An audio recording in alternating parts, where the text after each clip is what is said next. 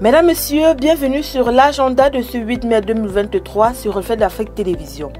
Débutons cette première sortie de la semaine par le Cameroun qui se prépare à célébrer le 20 mai prochain sa 51e fête de l'unité sous le thème « Force de défense et peuple camerounais en symbiose pour la sauvegarde de la paix et de l'unité nationale, socle d'un Cameroun fort et prospère ».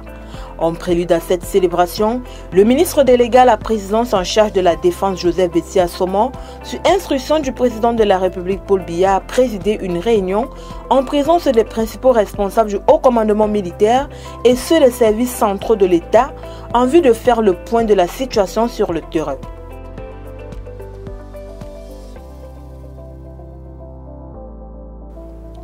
En Eswatini, les élections législatives sont fixées pour le 29 septembre 2023. Une information qui a été rendue publique le 5 mai dernier par la commission électorale. Avec cette annonce, les électeurs ont désormais la possibilité de s'inscrire pour les élections et un vote sera organisé en août pour désigner les candidats. Au Mali, le référendum sur la Constitution vient d'être fixé. En proie depuis 2012 à la propagation djihadiste et aux violences de toutes sortes, la junte au pouvoir a annoncé le 5 mai dernier qu'un référendum sur une nouvelle constitution se tiendra. Initialement prévu pour le 19 mars dernier et reporté sine die, la nouvelle date arrêtée par la junte est le 18 juin 2023. La campagne électorale, quant à elle, s'ouvrira le 2 juin à 12 h et se terminera le 16 juin à minuit. Au Sénégal, le Festival international Nuit du Slam prépare sa 6e édition. Du 24 au 28 mai 2023, se tiendra à Guédiawaye la 6e édition du Festival international Nuit du Slam sur le thème « L'inclusion ».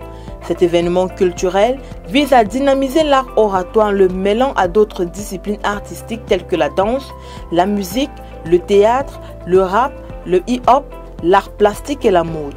Le Festival international Nuit du Slam a pour objectif de favoriser son développement, sa médiatisation, mais aussi d'assurer sa professionnalisation grâce à des échanges formels entre slameurs de toute l'Afrique, de la France, de la Belgique et du Québec.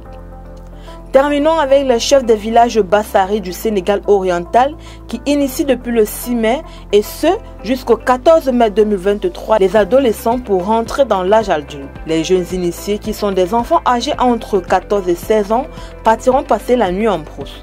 À leur retour, les vieux du village égorgeront des coqs.